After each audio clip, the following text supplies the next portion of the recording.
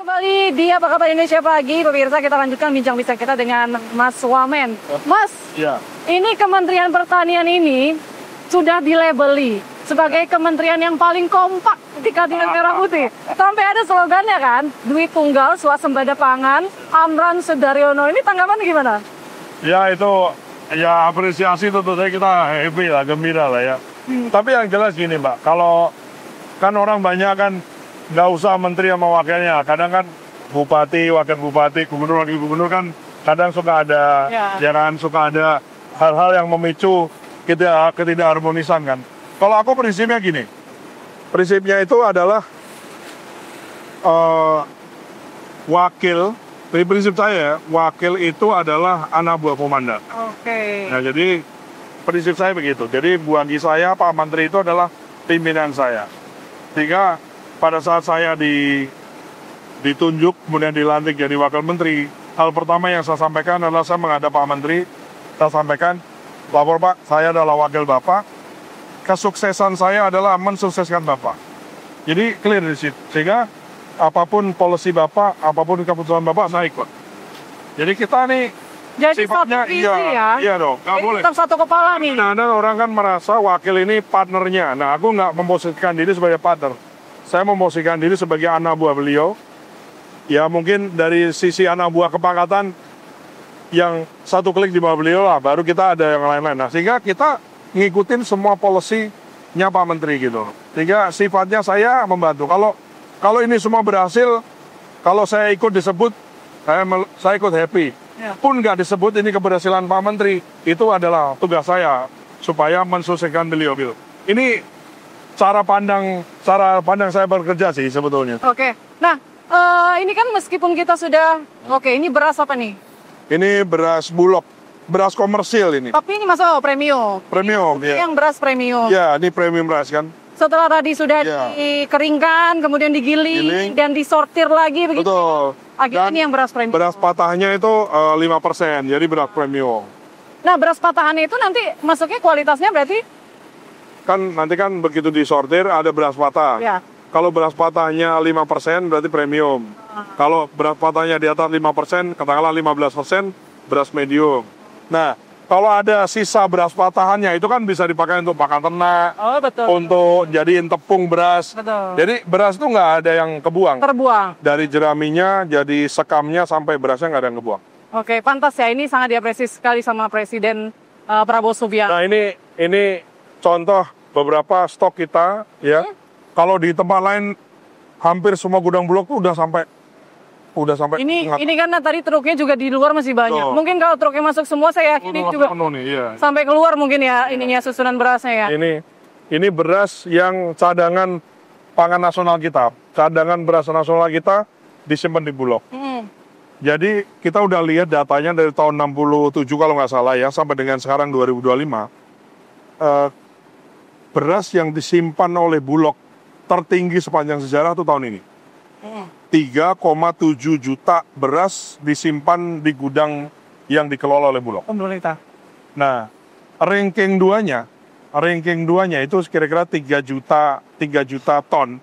Ranking 2-nya ya, 3 juta ton itu di tahun 1984. Jadi lama sekali ya jaraknya. Di tahun 1984 itu Pak Harto mendapatkan penghargaan swasembada beras oleh FAO. Gitu, di tahun itu. Jadi kalau kita lihat di datanya, ada nanti bisa aku kasih tabelnya tuh. Ranking 1-nya adalah tahun ini, ranking 2-nya di tahun 1984. Nah itu yang harus dipertahankan. Kalau bisa terus angkanya meningkat, jumlah serapannya semakin banyak. Makanya kenapa Mas Wamen kemarin sempat berkunjung ya ke Wageningen University and Research di Belanda. Nah itu apa aja yang dipelajari? Bisa nggak diimplementasikan ke Indonesia tuh? Jadi satu kesan saya, begitu kita pergi ke Wageningen yang disebut sebagai Universitas Agriculture University terbaik di dunia, kalau urusan perberasan, teknologi Indonesia lebih baik daripada mereka. Ya dong, karena mereka kan tidak meriset beras. Kalau riset benih beras terbaik, benih beras yang bisa tumbuh di air payau, beras yang bisa gabah atau padi yang bisa tumbuh di lahan kering, lahan basah, lahan yang kebanjiran, Indonesia. Itu Indonesia. Nah, Belanda itu advance di hortikultura, di buah, sayur, kemudian bunga. Selain itu juga teknologi pembibitan perbenihannya dia yang advance. Dan juga bioteknologi dan seterusnya. Jadi mereka advance di situ. Kenapa? Karena memang gini, Belanda kan dia meneliti tentang kebelandaannya dan keeropaannya. Yeah. Nah, kalau Indonesia, ya kita meneliti tentang kebutuhan dasar orang Indonesia, perberasan dan perjaguan. So far, perberasan kita nggak kalah. Oke, jadi di situ. Kalau satu kesimpulan di situ, sehingga kita belajar di Belanda, belajar di universitas terbaik itu dari sisi misalnya nyari benih yang bagus, nyari benih sawit yang bagus, kopi yang bagus, cari benih tomat, kemudian timun dan lain-lain, itu dia bisa. Kemudian atau misalnya bioteknologi, bagaimana dari satu pohon sawit misalnya, atau satu pohon kopi, satu pohon karet yang bagus, itu di bioteknologi, jadi tidak nunggu bijinya, tapi dari sel sama dari genomnya itu bisa diatur. Nah itu mereka udah advance. Oke. Nah itu yang kita pengen belajar lebih di sana. Dari semua pencapaian ini, pastinya masih ada nih tantangan-tantangan atau kendala yang dihadapi, khususnya ini buat petani. Mungkin bisa dari aspek teknologi atau mungkin distribusi pupuk. Nah apa yang perlu kayaknya ke depan ini jadi perhatian juga? Jadi gini Mbak, intinya kan Bulog gitu ya. Bulog itu adalah arms dari pemerintah kita, tangan kepanjangan tangan pemerintah. Motonya atau sifatnya satu aja. Semua gabah dan jagung yang tidak bisa diserap oleh pasar, negara hadir melalui Bulog menyerapnya. Jadi untuk juga mungkin pemirsa juga ketahui bahwa bukan kemudian semua panenan itu dibeli Bulog. Jadi nggak mungkin Bulog beli semua panenan. Dengan Bulog sekarang punya serapan lebih dari 2 juta ton, ditambah yang disimpan di gudang Bulog sudah lebih dari 3,7 juta ton yang sudah tertinggi sepanjang sejarah. Ini mungkin secara statistik, secara persentase baru 10-an persen dari total panenan yang nasional kita yang kita panen, yang kita ambil gitu. Jadi tidak semua, belum semua panenan itu kemudian kita. Jadi kalau ada kita serap sampai dengan detik ini 2.100.000, ya. Panenan secara nasional kita sebetulnya itu 21 juta.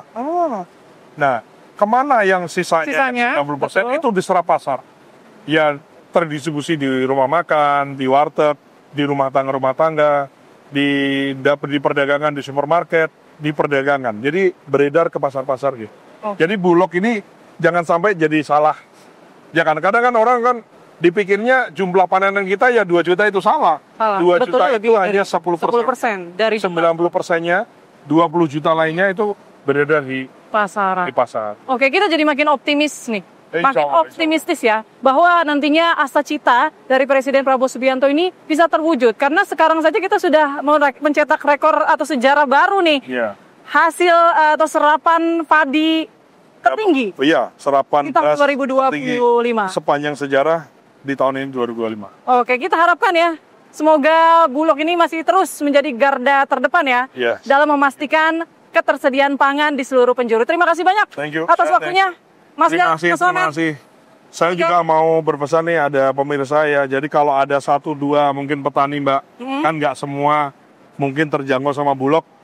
Tolong kita akan perbaiki. Ya kita akan perbaiki sebisa mungkin Bulog hadir di saat petani kita kesusahan untuk jualan gabahnya. Gitu Mbak. Terima kasih. Thank you. Semoga ketemu di lain waktu ya. Ya pemirsa, itu tadi bincang-bincang kita dengan Wakil Menteri Pertanian Republik Indonesia dan juga Ketua Dewan Pengawas Bulog, Mas Sudaryono, Mas Dar. Tapi jangan kemana-mana pemirsa, karena usai jeda Apa Kabar Indonesia Pagi masih akan kembali untuk Anda dengan beragam informasi menarik lainnya. Sesaat lagi.